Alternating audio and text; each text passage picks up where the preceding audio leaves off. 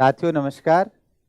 भारत के भूगोल की जो अपनी यूनिट चल रही है, उस यूनिट में जो अपन शुरुआत में भौतिक प्रदेश पढ़ रहे थे, भौतिक प्रदेशों में जो अपन ने बात की 1 नंबर पे, जिसमें उत्तरी व उत्तरी पूर्वी पर्वतीय प्रदेश, या उसी को अपन ने नाम रखा था हिमालय पर्वतीय प्रदेश। और हिमालय पर्वतीय प्रदेश को भी अपन ने 2 पार्ट में डिवाइडेशन किया था, trans Himalaya and Himalaya. Trans Himalaya की अपन ने बात की काराकोरम, लद्दाख, जास्कर और कैलाश श्रेणी। उसके बाद अपन आए हिमालय, और हिमालय की जो सामान्य जानकारियों के बाद उसकी उत्पत्ति का जो समय अलग अलग जो अपन कहें श्रेणियों के आधार पे देखा, जिसमें अभी तक अपन ने जो भौगोलिक वर्गीकरण में पढ़ा, महान हिमालय या जिसको ग्रेटर हिमालय कहते हैं, जो अपन कहें इयोसीन व ओलिगोसीन युग के अंदर इसकी उत्पत्ति हुई है।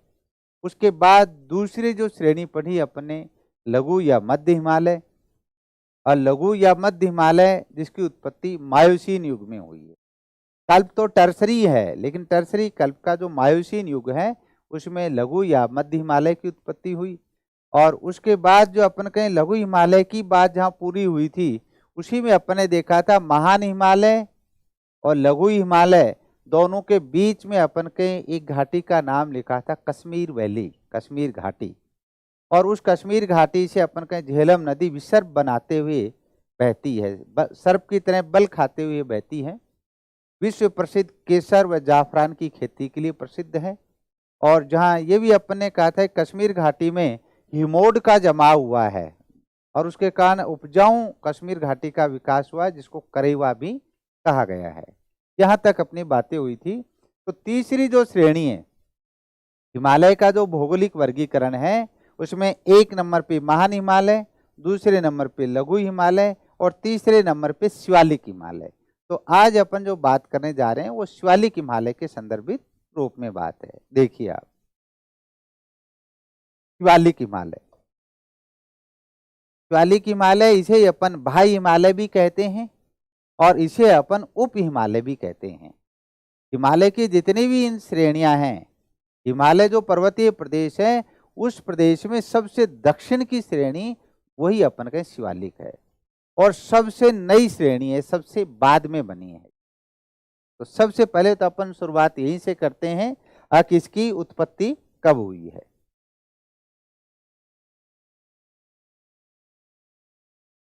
शिवालिक की उत्पत्ति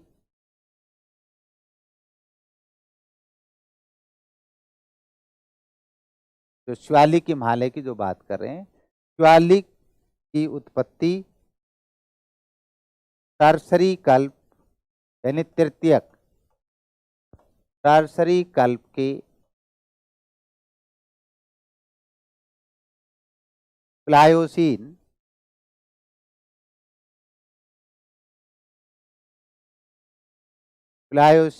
युग में हुई।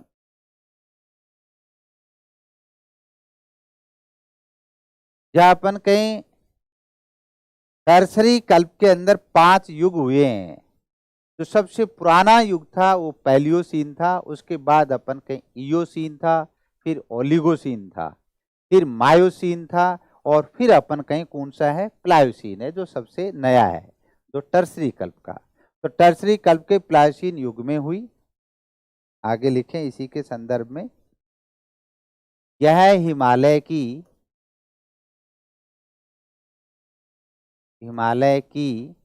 सबसे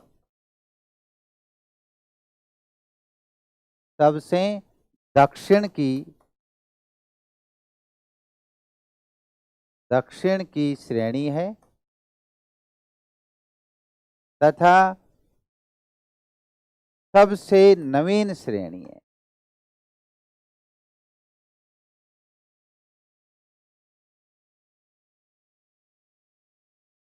जितने भी अपन के हिमालय पर्वतीय भाग में जो अपन पर्वत पढ़े हैं, जिसमें अपन ने कहा है काराकोरम, लद्दाख, जास्कर, कैलाश, मान हिमालय, लघु हिमालय, शिवालिक हिमालय। तो शिवालिक जो श्रेणी है वो सबसे नई श्रेणी है, और इसके बाद अपन कहीं कोई उत्पत्ति नहीं हुई है। तो सबसे दक्षिण की श्रेणी है और सबसे नवीन श्रेणी है।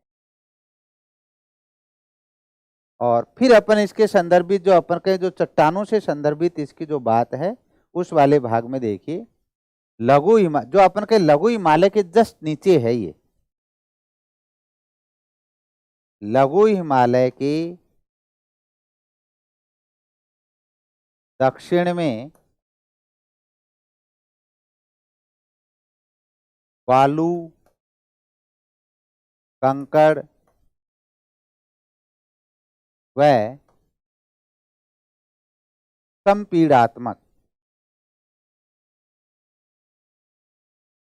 संपीड़ात्मक पदार्थों के वलित होने से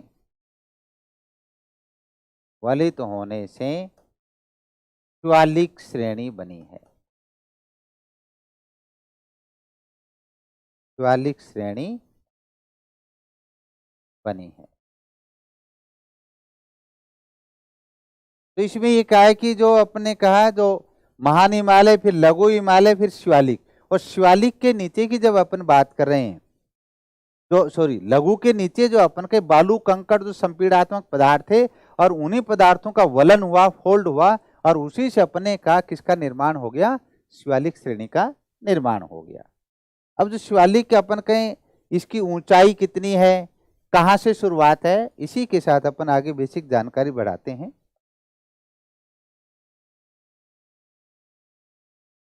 शिवालिक श्रेणी की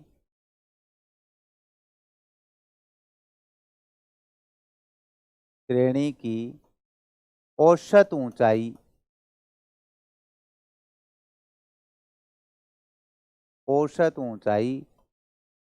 900 से 1500 मीटर है।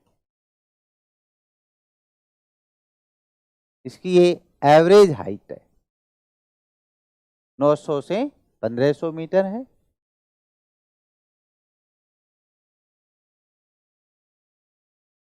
तथा इसकी औसत चौड़ाई, इसी में तथा इसकी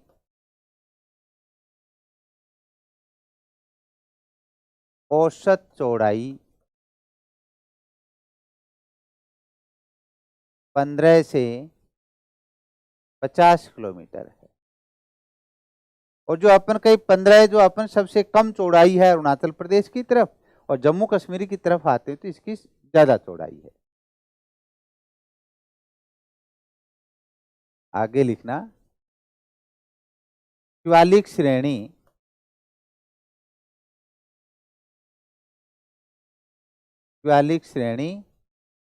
पंजाब के कोटवार बेसिन से, जो जम्मू से नीचे का भाग है जो अपन कहें पंजाब का पोटवार बेसिन, वहां से शुरुआत होती है। शिवालिक श्रेणी पंजाब के पोटवार बेसिन से कोसी नदी जो अपन कहें बिहार असम से जो आ रही है, उससे नेपाल हिमालय की तरफ से आ रही जो बिहार के अंदर, तो कोसी नदी तक ये कंटिन्यूअस रूप में फैली है। उसके बाद अलग अलग श्रेणियों में है। पंजाब के पोटवार बेसिन से कोसी नदी तक सतत रूप में तथा पूर्वी भारत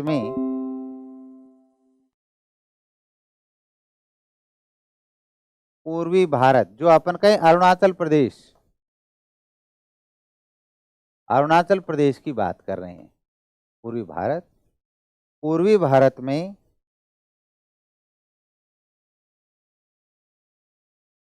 भारत में डाफला, मेरी, अबोर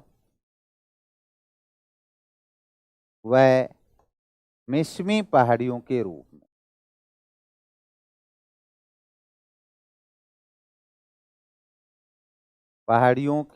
में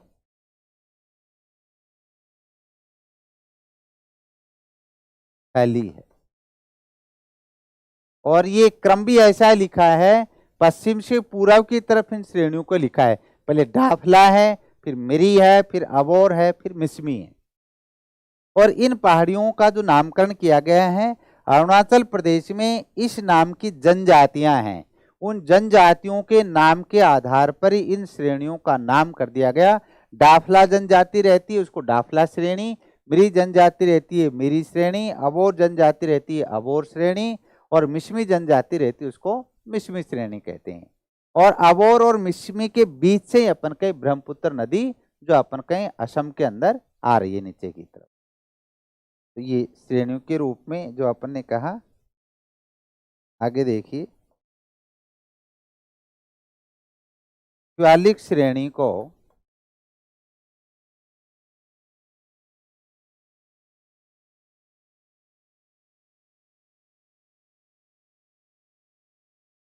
शिवालिक श्रेणी को नेपाल में टूंडवा कहा जाता है।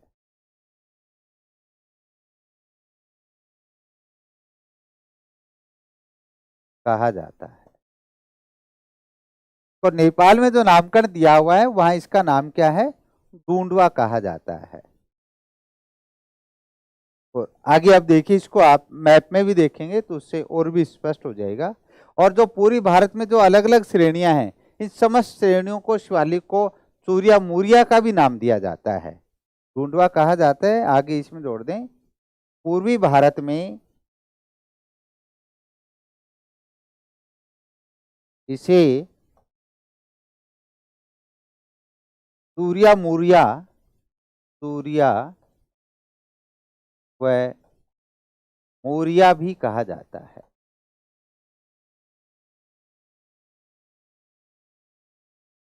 कहा जाता है। ये इसकी जो एक सामान्य जानकारी के रूप में जो शिवालिक श्रेणी के संदर्भित रूप में अब पंजाब के पोटवार बेसिन से कोसी नदी तक कंटिन्यूअस रूप में फैली है, और फिर पूर्वी भाग में जाकर ये अलग अलग श्रेणियों के रूप में है जो अपने को नजर आ रही है अपन के।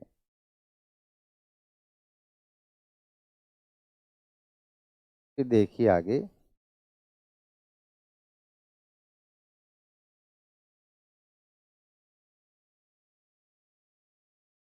इसी से जो जुड़ी हुई जो जानकारी है इसके साथ ही आप देखिए इसमें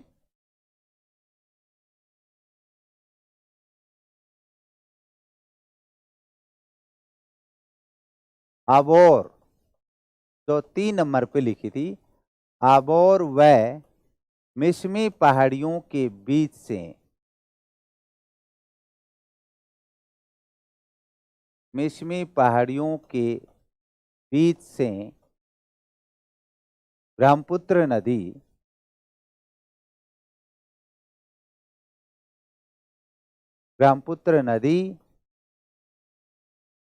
असम की ओर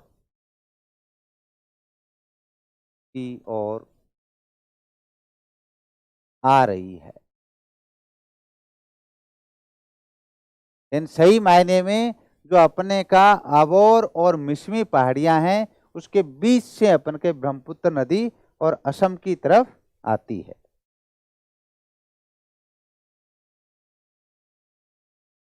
फिर लिखना आगे,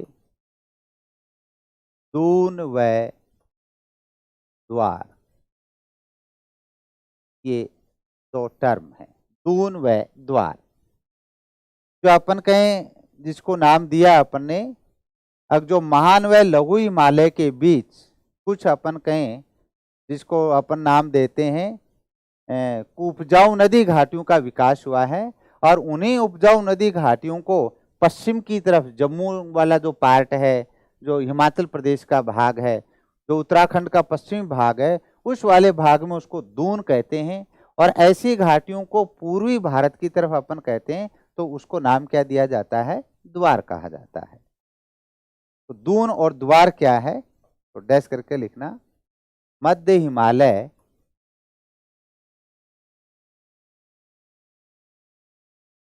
व शिवालिक के बीच, मध्य हिमालय व शिवालिक के बीच उपजाऊ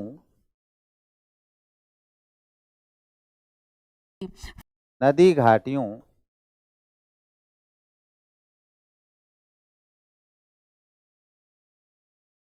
घाटियों का विकास हुआ है, घाटियों का विकास हुआ है, जिन्हें पश्चिम में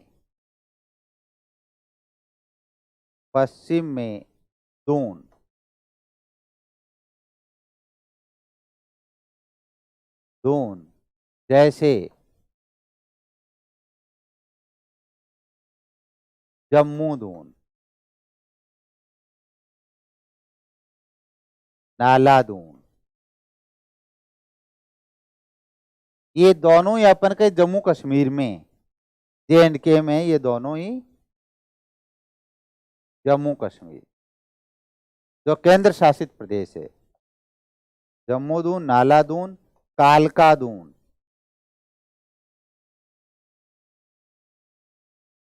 ये हिमाचल प्रदेश में, HP हिमाचल प्रदेश में,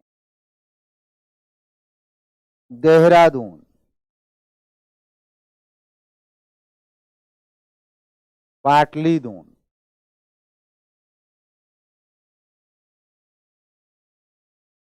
ये दोनों ही अपन कहीं उत्तराखंड में है।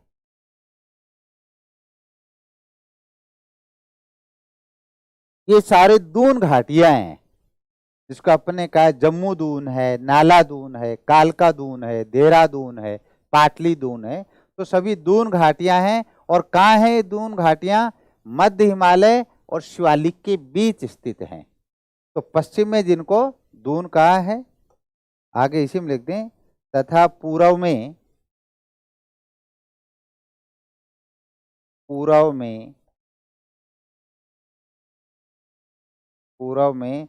द्वार कहते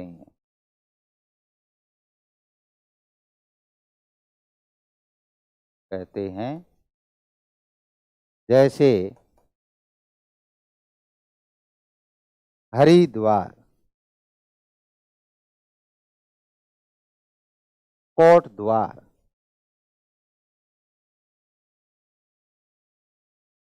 और ये दोनों भी अपन कहीं कहाँ हैं? ये दोनों भी अपन कहीं उत्तराखंड में ही है। हरिद्वार, कोट द्वार दोनों ही उत्तराखंड में है। तो पूर्व की तरफ इनका नामकरण क्या किया गया है? द्वार किया गया है। और ये जो घाटियां हैं अधिकांशतः अनुदैर्घ्य घाटियां हैं, ये ध्यान रखना, अनुदैर्घ्य घाटियां हैं, ये अनुदैर्घ्य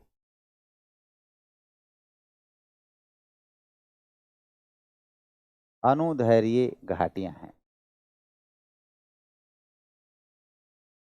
और इन घाटियों में सबसे बड़ी कोई घाटी है तो वो देहरादून की घाटी है। सबसे बड़ी दून घाटी की मैं आगे लिख देना,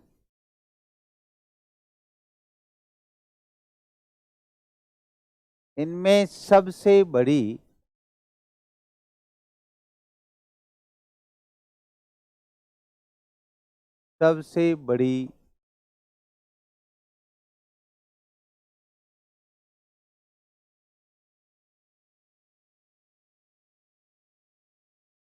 दून घाटी,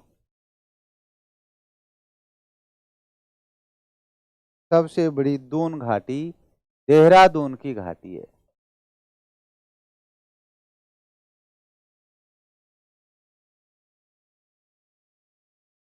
देहरादून की घाटी है सबसे बड़ी, जो अपने कहा उत्तराखंड में,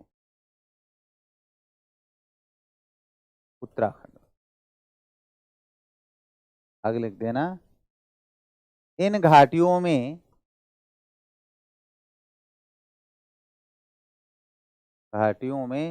सब्जी, फल व फूलों की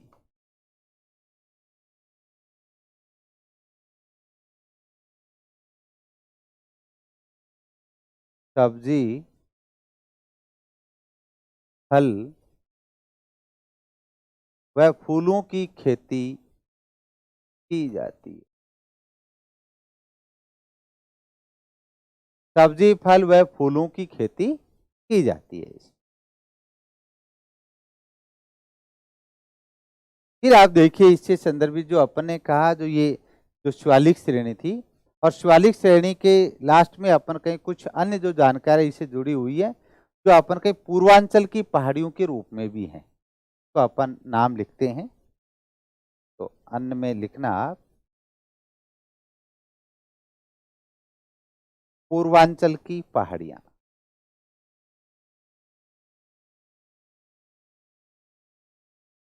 पूर्वांचल की पहाड़ियां,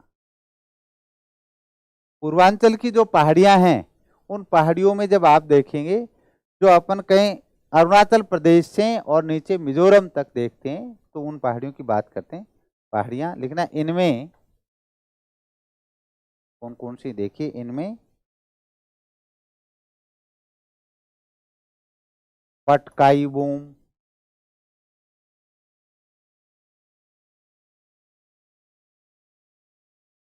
पटकाई बूम की पहाड़ी अरुणाचल प्रदेश में, अरुणाचल प्रदेश में एक। तो उसके अलावा देखिए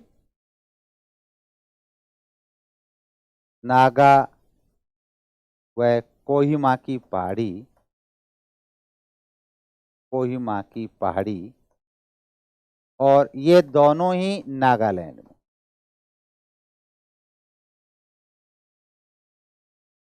ये आप देखेंगे तो ये दोनों ही कहाँ हैं, अपन कहें नागालैंड में। और जहां अपन देखेंगे जूकू घाटी भी है यहाँ नागालैंड में, यहाँ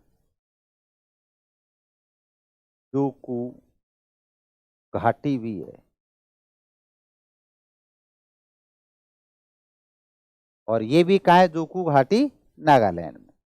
और जो आपके सामने कह रहे हैं, जो नागालैंड जिसकी बात कर रहे हैं अपन, नागा पहाड़ियाँ, और नागा पहाड़ियों की जो सबसे ऊंची चोटी है, उसी चोटी का नाम सारामती है। इसी में चाहे जोड़ दें आगे, नागा पहाड़ियों की सबसे ऊंची चोटी,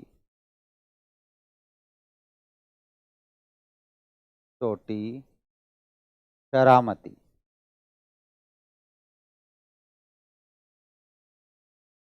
3826 मीटर नागालैंड में सारामती है। पटकाई ब्योम की पहाड़ी, नागा पहाड़ी, अपन कहें उसी के साथ कोहिमा, जो अपन कहें कोहिमा भी है, वो नागालैंड का ही पार्ट है, नागालैंड की राजधानी जो अपन कहें, तो उसी के नाम पे कोहिमा की पहाड़ी भी है। और यहीं अपन के जूकू घाटी भी स्थित है। फिर अपन के इससे नीचे फिर मणिपुर की पहाड़ियां, फिर है मणिपुर की पहाड़ियां, मणिपुर की पहाड़ियां व लोकटक झील, ये मणिपुर में, मणिपुर, मणिपुर की पहाड़ियां, और साथ में अपने का एक लोकटक झील है। ये दोनों ही अपन कहें मणिपुर राज्य में। और फिर आप देखें तो नीचे से मिजो, मिजो व लुसाई पहाड़ियां,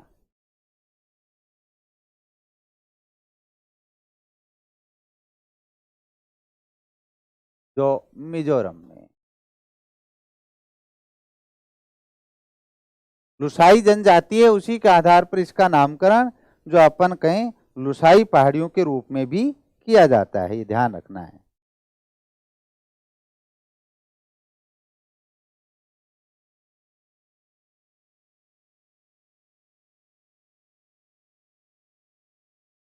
और जो मिजोरम है उसको मोलेसिस बेसिन भी कहा जाता है। मृदुल व असंगठित जो नदियों द्वारा जो जलोढ़ का जमाव है, इसलिए उसको नाम क्या रखा हुआ है, मोलेसिस बेसिन। आगे लिखना, मिजोरम में नदियों द्वारा, नदियों द्वारा मृदुल व असंगठित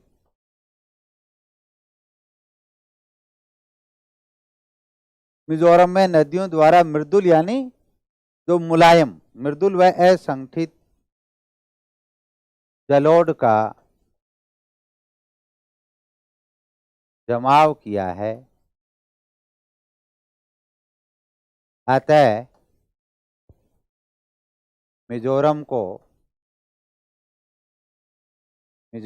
को मोलेसिस बेसिन भी कहा जाता है। मोलेसिस बेसिन भी कहा जाता है।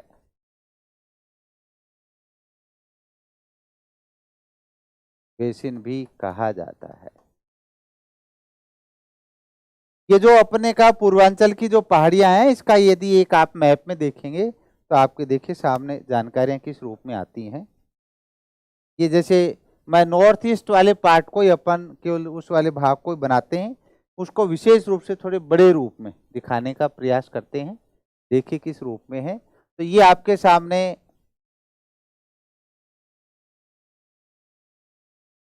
सिक्किम, ये भूटान, ये नॉर्थ ईस्ट का जो पार्ट है।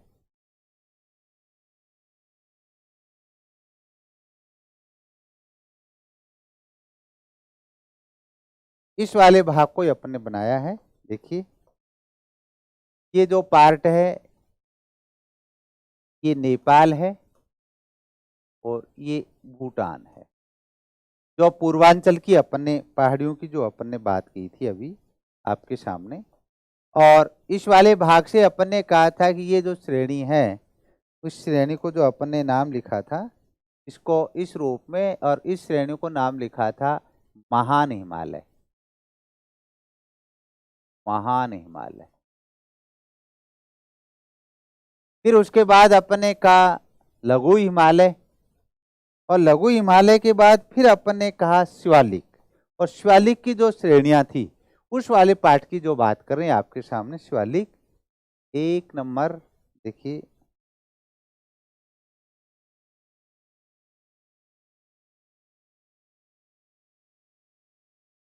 ये 4 श्रेणियां जो आपके सामने डैश डैश के रूप में बनाई है, ये 4 कौन सी है देखिए आपके सामने। इसका नाम है डाफला, इसका नाम है मिरी, मेरी,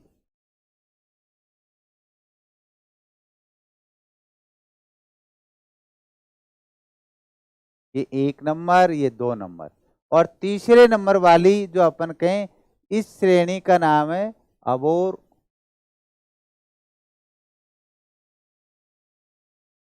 और 4 नंबर वाली इस श्रेणी का नाम है अपन कहें मिस्मी। इधर नहीं लिखेंगे, इधर आगे की जानकारी भी लिखेंगे अपन। और ये आपके सामने है, इसका नाम है अपन कहें मिस्मी। मिस्मी पहाड़ी, ये 3 नंबर और ये 4 नंबर दिख रहा है। हाँ ठीक है। डाफला, फिर उसके बाद देखिए इसके बाद अपन कहें ये मिरी, फिर अबोर और फिर मिस्मी, और इनके बीच से जिसको अपन ने कहा यहां से अपन कहें इस रूप में नदी आती है, और इस नदी का नाम है ब्रह्मपुत्र। तो ब्रह्मपुत्र नदी किससे आ रही है अपन कहें अबोर व मिस्मी पहाड़ियों के बीच से आती है। फिर आप देखें तो पूर्वांचल की पहाड़ियों का नाम लिखा अपन ने, तो पूर्वांचल में अपन ने लिखा, यहां लिखा पटकाई बूम, पटकाई बूम। उसके बाद अपन ने यहां लिखा नागा पहाड़ी, फिर अपन ने कहा इसको लिखा मणिपुर की पहाड़ी,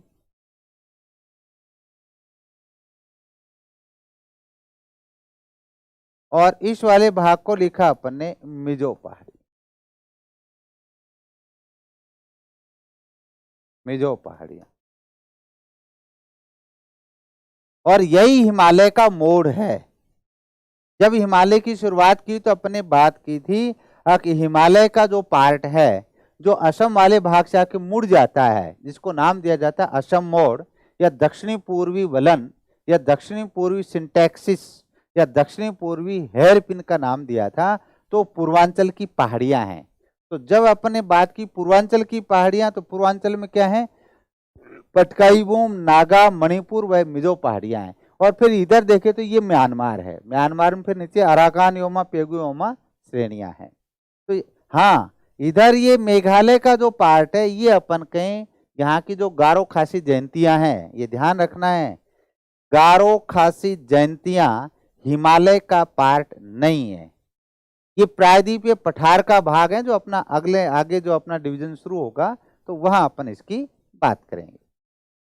ये संदर्भित रूप में अपनी बातें थी जो शिवालिक के संदर्भ में, और जो अपन ने कहा पूर्वांचल की पहाड़ियों के रूप में। फिर इसके अलावा देखिए आगे अन्य जानकारियां।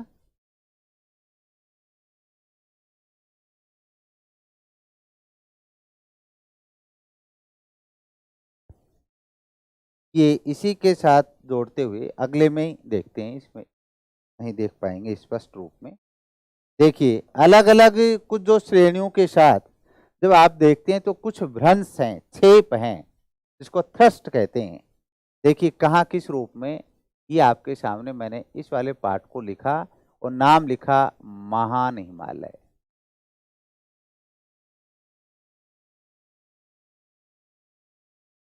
चलो इसको एक बार महान हिमालय के पूरे को ही आपके सामने लिखते हैं। भारत में उत्तर से दक्षिण की श्रेणियां भी हो जाएंगी आपके सामने। देखिए इसको नाम लिखा कराकोरम, कराकोरम से फिर नीचे अपन ने कहा कौन सी श्रेणी है, लद्दाख।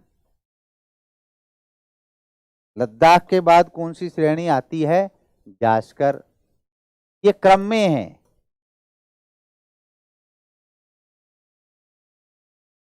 ये सारी श्रेणियां उत्तर से दक्षिण की तरफ आ रहे हैं। आप यूं कह सकते हैं उत्तर से दक्षिण की ओर।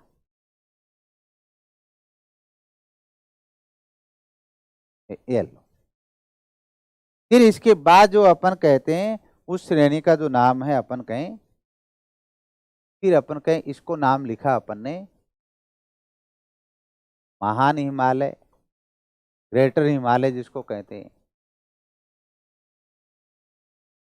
महान हिमालय के बाद फिर आप देखें तो दूसरा अपन कहें ये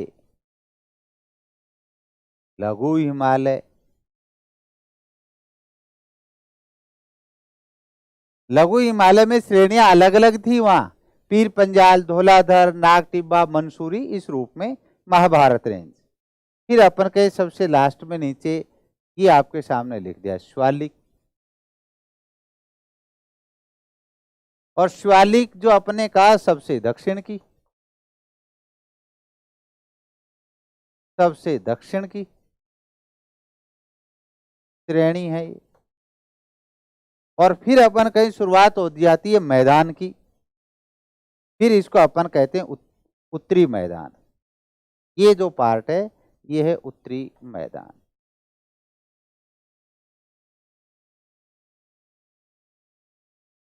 ये उत्तरी मैदान।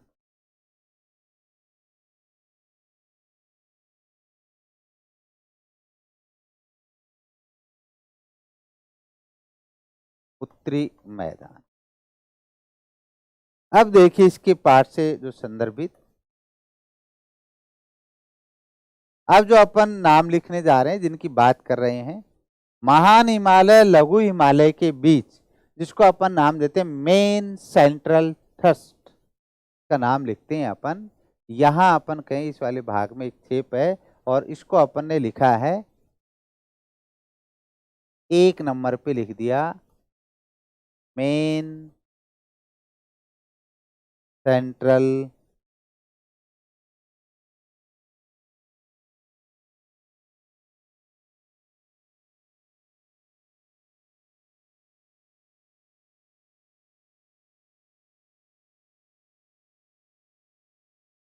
हाँ बारीक रूप में लिखते हैं थोड़ा,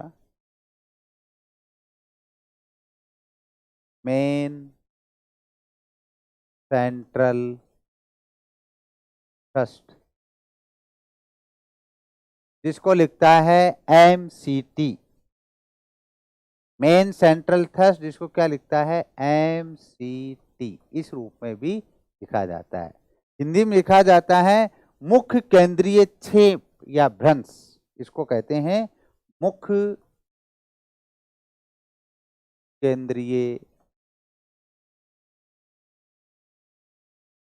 छेप कहें या भ्रंश कहें।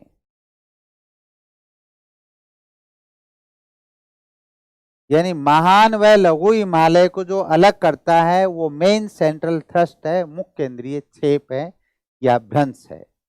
फिर देखिए 2 नंबर पे दूसरा, और दूसरा किनके बीच है, अपन कहें लघु व शिवालिक के बीच, जिसको कहते हैं मेन बाउंड्री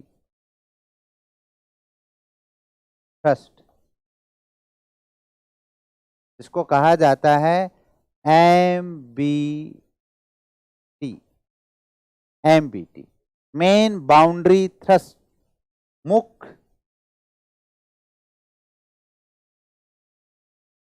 मुख्य सीमांत छेप, ये नाम दिया है। मुख्य सीमांत की जगह सीमा भी लिख सकता है, लेकिन लिखेगा मुख्य सीमांत।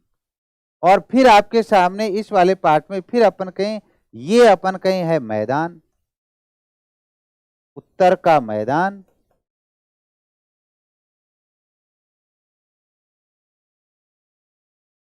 उत्तर का मैदान।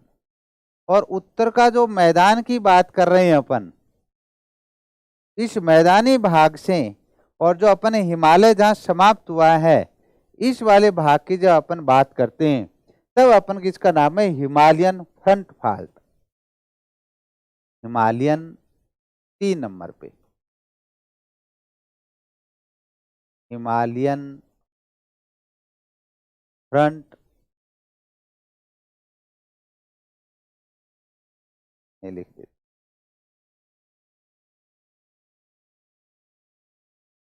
Himalayan front fault.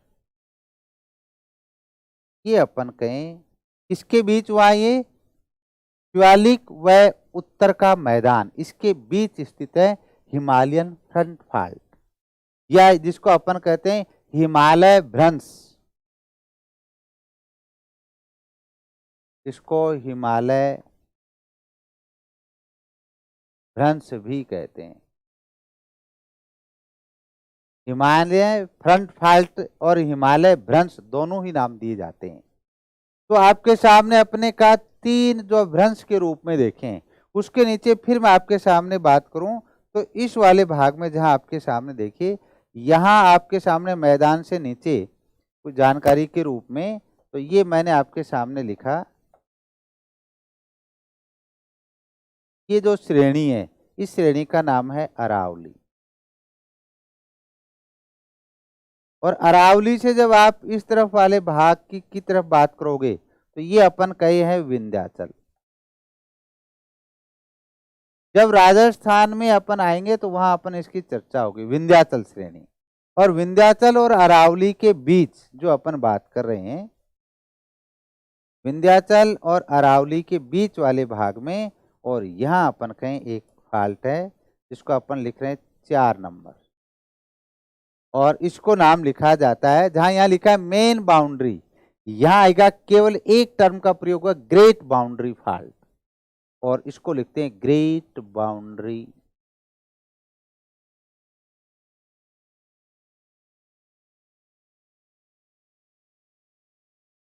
GREAT, great boundary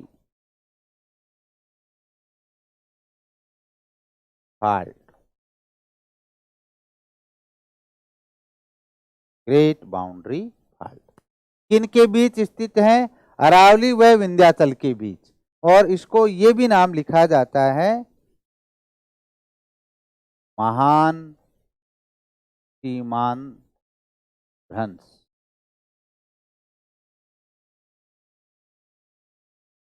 को मोस्ट करें, ये ध्यान रखना। जो आपने कहा है उत्तर से दक्षिण, मैंने भारत सही की जो बात की, 4 भ्रंश की बात की यहाँ, लेकिन जब भी प्रश्न आता है तो अधिकांशतः जब आप देखोगे तो इस वाले भाग से आएगा, या तो इस वाले भाग से आता है, या फिर इस वाले भाग से आता है। तो इसमें और इसमें फर्क क्या है, ये मेन बाउंड्री थ्रस्ट है, ये ग्रेट बाउंड्री फॉल्ट है। तो दोनों में क्या है, तो सीमांत या सीमा ही लिखता है, लेकिन जब ऐसा प्रश्न आए तो एक बार इंग्लिश वर्जन को आप चेक कर लें, कहीं कोई त्रुटि तो नहीं हो रही है। जो विंध्याचल अरावली के बीच ग्रेट बाउंड्री फॉल जो राजस्थान से होते हैं, विंध्यन जो क्रम के साथ साथ फैली हुई है। तो और यदि आपने कहा प्रश्न उत्तर से दक्षिण की ओर श्रेणियों का क्रम,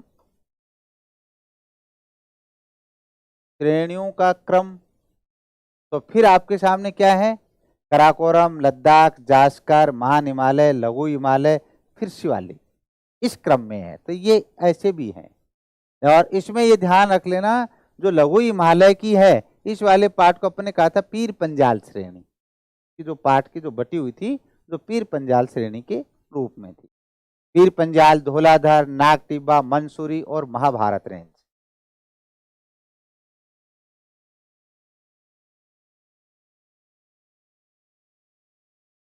इसी से जुड़ी हुई जो अपन कहें एक दो बातें और जो हैं अपन कहें इसके साथ ही,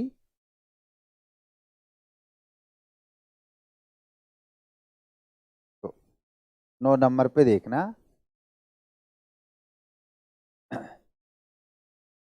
एक लिखना उलर झील,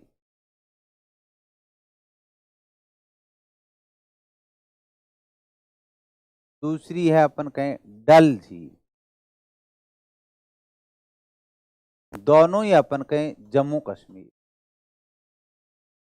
झील की बात लिखी है अपन, Jammu Kashmir UT union territory, केंद्र शासित प्रदेश की बात कर रहे हैं, क्योंकि अब तो राज्य का दर्जा तो है ही नहीं, तो केंद्र शासित प्रदेश है।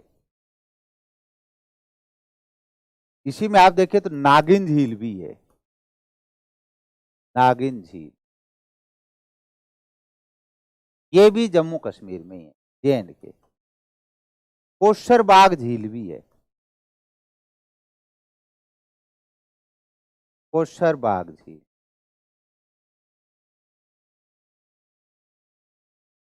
ये भी जम्मू कश्मीर में।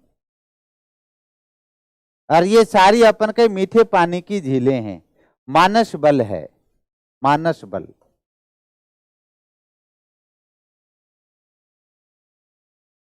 मानस बल झील, ये भी जम्मू कश्मीर।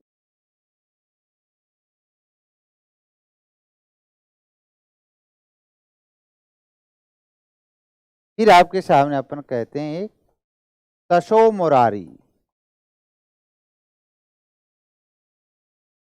तसो मुरारी झील, और ये लद्दाख में है।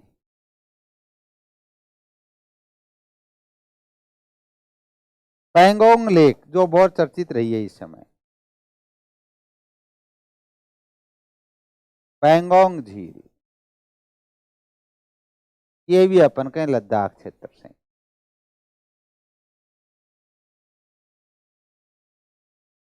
और ये अपन कहें खारे पानी की झीलें हैं। और पैंगोंग लेक के ऊपर ही अपन कहें आपने पढ़ा हो फिंगर 1 2 3 4 5 6 7 8, तो फिंगर 8 जो अपन कहें अभी विवादित रूप में रही भारत और चीन के बीच, और पैंगोंग लेक को लेकर भारत और चीन के बीच जो अपन कहें गलवान घाटी की घटना भी वहां घटित हुई। गलवान घाटी भी अपन कहीं कहाँ है, लद्दाख में, गलवान घाटी लद्दाख में, कहीं चर्चा में आए तो गलवान घाटी जो भारत और चीन की जो पैंगोंग लेक को लेकर जो विवाद हुआ, और उसमें भारत के 20 जो सेना के जवान शहीद भी हो गए। लेकिन गलवान घाटी जो अपन कहें किस वाले क्षेत्र में है, लद्दाख में है, जो अपन कहें पैंगोंग लेक के पास स्थित है। फिर एक लिखना लद्दाख का पठार, ये भी ध्यान रखना, लद्दाख का पठार लद्दाख में,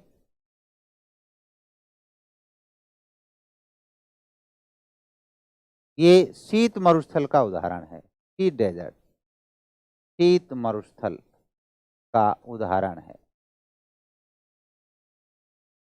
शुष्क है ये, मरुस्थल यानी जहां वर्षा कम होती है। तो ये शुष्क क्षेत्र है, तो लद्दाख का पठार लद्दाख में शीत मरुस्थल का उदाहरण है। ये कुछ अन्य जानकारियां थी जो इससे जुड़ी हुई बातें थी। अब आगे देखिए अपन इसी में जो कंटिन्यूअस और एक अंतिम जो पार्ट इससे जुड़ा हुआ है अपना, वो अपन के हिमालय का प्रादेशिक वर्गीकरण। तो पैरा चेंज करके लिखें, हिमालय का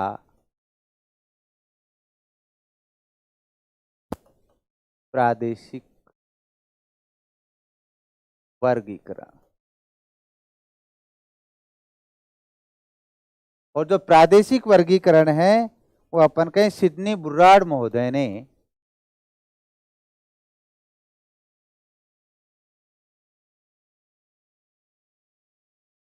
सिडनी बुर्राड़ महोदय ने नदियों के आधार पर, नदियों के आधार पर 4 भागों में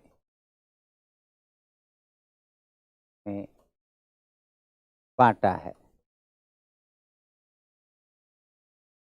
जो अपन कहें नदियों के आधार पर 4 भागों में बांटा है।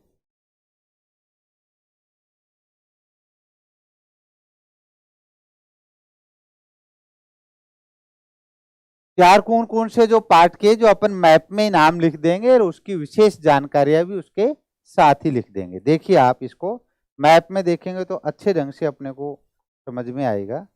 और ये आपके सामने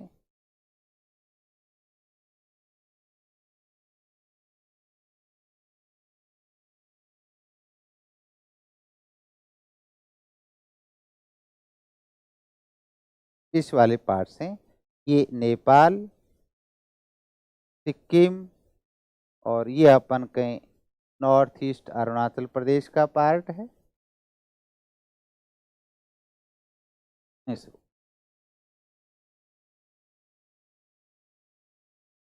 और ये आपके सामने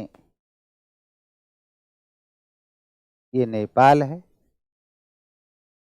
ये वाला भाग भूटान है और ये नॉर्थ ईस्ट का हिस्से के रूप में दिख रहा होगा। सही, हाँ ठीक, ठीक दिख रहा है, हाँ आ रहा है।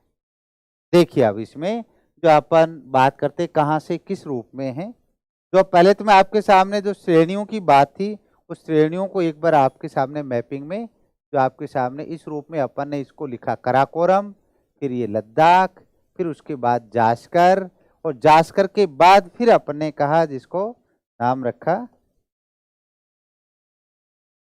फिर ये जास्कर और जास्कर के बाद अपन ने फिर नाम रखा महान हिमालय।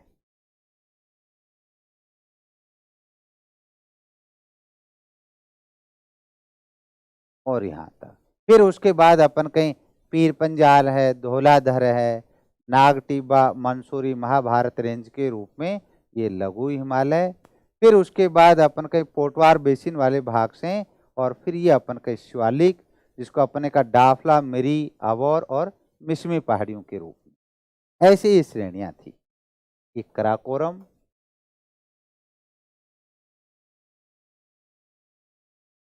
ये लद्दाख,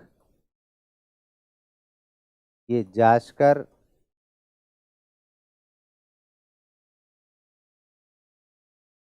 ये फिर महान हिमालय,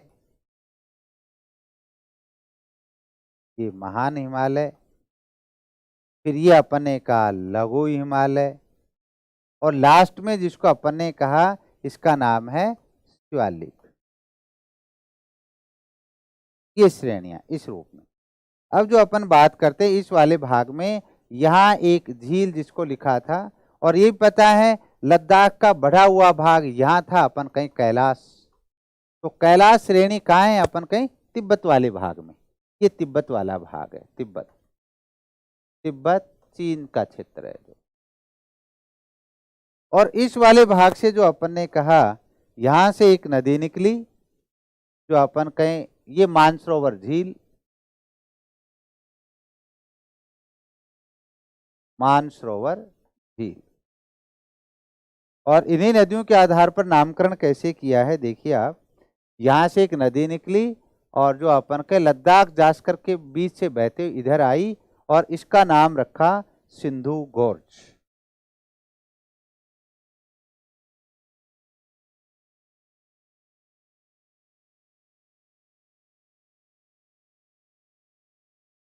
सिंधु गोर्ज। और ये अपन के इस वाले पार्ट्स महान हिमालय को काटकर आ रही है सिंधु गोर्ज। फिर आप देखिए इस वाले भाग से यहां से एक नदी आई, ये मानसरोवर झील से आ रही है और ये शिपकीला दर्रे से होती हुई आ रही है और इस नदी का नाम है सतलज। और सतलज नदी कहां से निकल के आती है, जो अपन कहें ये है शिपकीला दर्रा।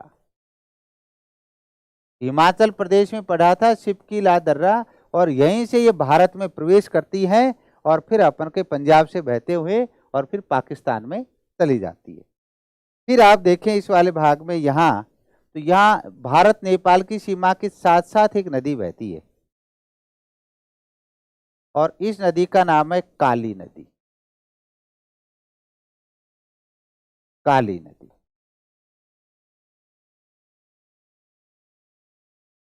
काली नदी। काली के बाद फिर आप देखेंगे यहाँ जो अपन कहें सिक्किम से एक नदी आती है और पश्चिम बंगाल से बहते हुए और बांग्लादेश में चली जाती है, जिसका नाम है तिस्ता नदी। तिस्ता नदी। और अंत में जिसको अपन कह रहे हैं, ये जो नदी है अपन के यहीं से मानसरोवर झील से एक निकलती है और फिर इस तरीके से ये नदी आती है और इसका नाम है ब्रह्मपुत्र। ब्रह्मपुत्र नदी। और इसी ब्रह्मपुत्र नदी को अरुणाचल प्रदेश में नाम दिया जाता है दिहांग। दिहांग नदी। ये दिहांग नाम तो देते हैं अरुणाचल प्रदेश में और असम में नाम देते हैं ब्रह्मपुत्र नदी। तो अपन के नदियों के आधार पर हिमालय को 4 भागों में डिवाइडेशन किया सिडनी बुराड़ महोदय ने और उसने 4 कोण से पार्ट किए। अब देखिए आप, ये अपन के सिंधु गोर्ज से और सतलज गोर्ज तक का पार्ट, इसको लिखा ए और इसको लिखता है कश्मीर हिमालय।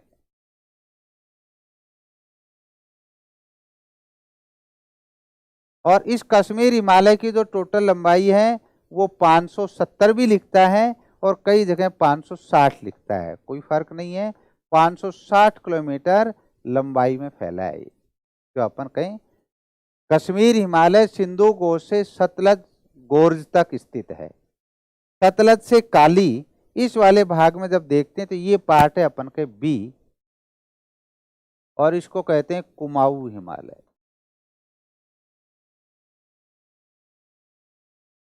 और इसकी टोटल लंबाई है 320 किलोमीटर।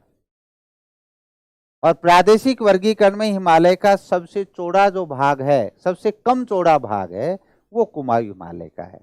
फिर काली से तिस्ता जो अधिकांशतः अपन देखें तो ये नेपाल देश है यहाँ और इसी के आधार पर इसका नामकरण कर दिया नेपाल हिमालय।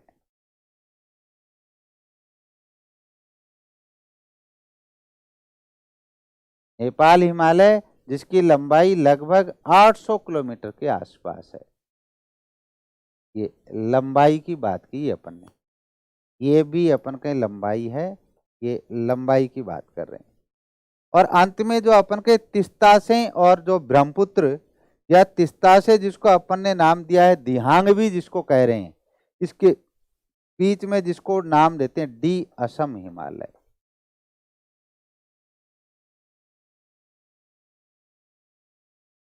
और ये कितना है 750 किलोमीटर लंबाई है।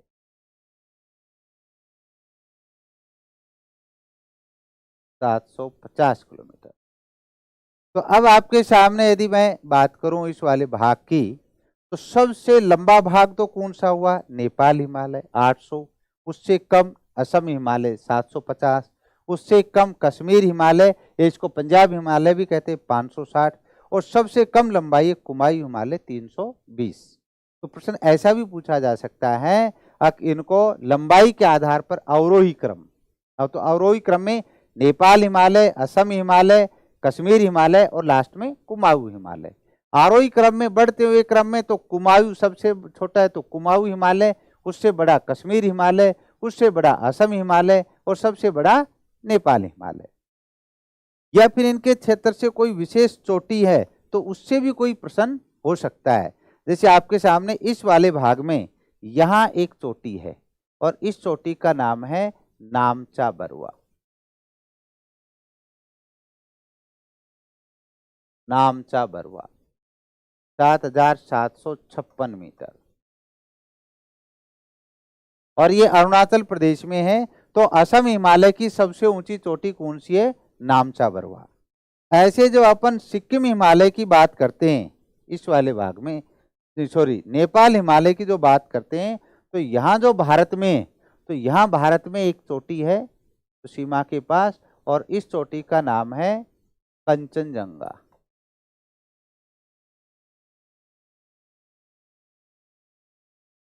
आठ 8,598 मीटर। तो जो अपन कहें नेपाल हिमालय की सबसे ऊंची चोटी कंचनजंगा, लेकिन ये भारत में है, नेपाल की बात नहीं पढ़ रहे हैं अभी, भारतीय हिमालय का जो पार्ट है। बल्कि यहाँ सबसे ऊंची चोटी तो माउंट एवरेस्ट भी है नेपाल में, लेकिन भारत में कौन सी है? कंचनजंगा। और फिर इस वाले भाग में जब आप देखते हैं तो यहाँ एक चोटी है और इस चोटी का नाम है नंदा देवी। 7,817 मीटर, ये नंदा देवी। और ये नंदा देवी को विशेष रूप से आपको ध्यान रखना है।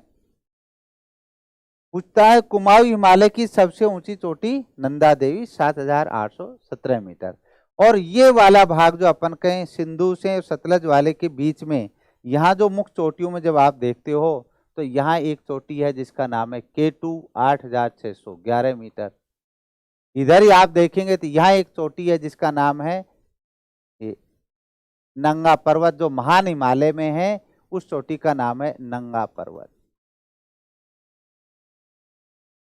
8,126 मीटर, तो नंगा पर्वत लिखा है। लेकिन अब आपको ये स्पष्ट नजर आ रहा होगा, पूरब की तरफ हिमालय की जो अपन कहें जो चौड़ाई है वो कम है, और कश्मीर की तरफ जाके चौड़ाई अधिक है।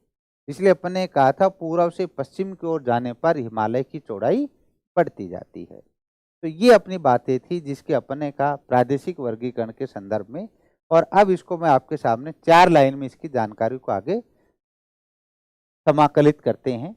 देखिए, जो अपन ने कहा 4 भागों में जिसको बांटा था, ए पार्ट लिखना कश्मीर हिमालय,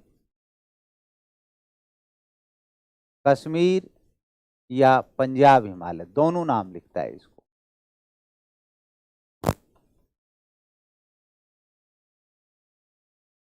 कश्मीर या पंजाब हिमालय डैश करके लिखना। सिंधु गोर्ज से, सिंधु गोर्ज से सतलज गोर्ज तक, सतलज गोर्ज तक 560 किलोमीटर की लंबाई में फैला है।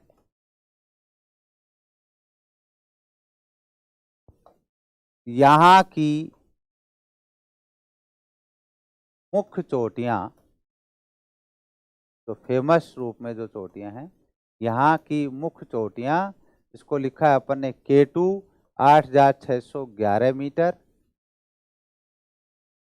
या जिसको गॉडविन ऑस्टिन भी जो अपन ने नाम दिया था, गॉडविन ऑस्टिन।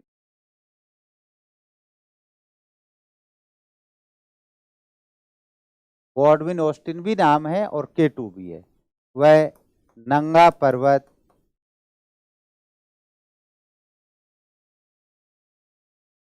8,126 मीटर। ये 2 फेमस रूप से जो चोटियों की अपन ने बात की है, और यही अपन का हिमालय का सबसे चौड़ा भाग है। तुम लिख देना, यह हिमालय का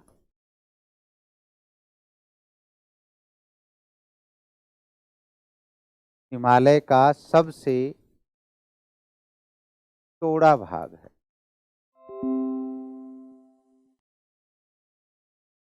चौड़ाई में देखें तो सबसे चौड़ा भाग है। लंबाई की अपन ने बात की तो 560 किलोमीटर।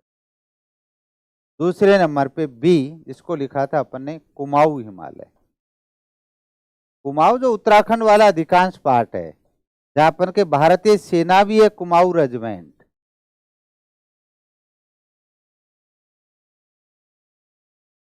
कुमाऊं हिमालय। और कुमाऊं हिमालय का पार्ट कहां से कहां तक है अपना? सतलज गोज से काली नदी तक। काली नदी तक 320 किलोमीटर लंबाई में फैला है।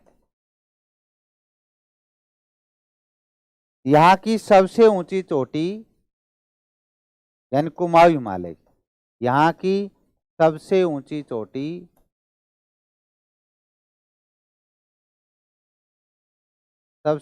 चोटी नंदा देवी, उत्तराखंड में है ये नंदा देवी, 7,817 मीटर, उत्तराखंड।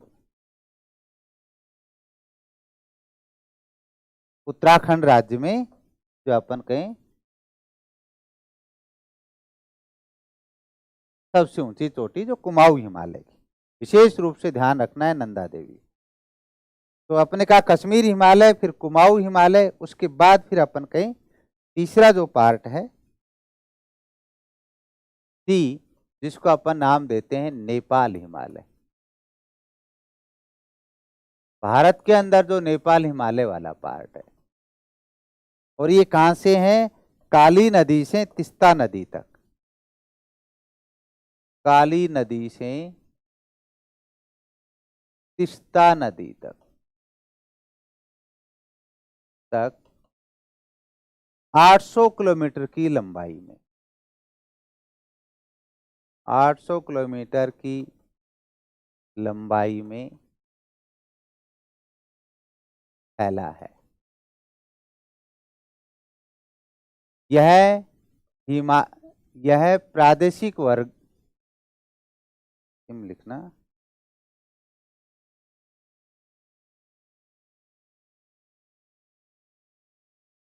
यह प्रादेशिक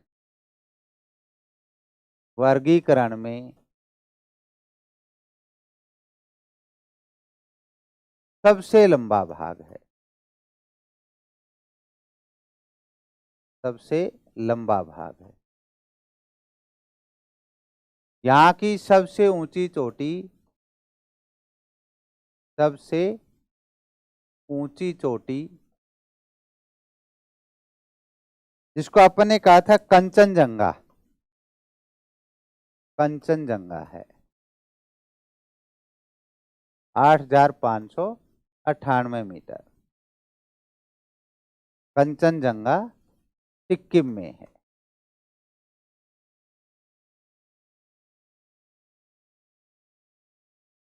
जो सबसे लंबा भाग है जो अपन के नेपाल हिमालय का है, जो 800 किलोमीटर है। और अंतिम जो अपन लिखते हैं असम हिमालय।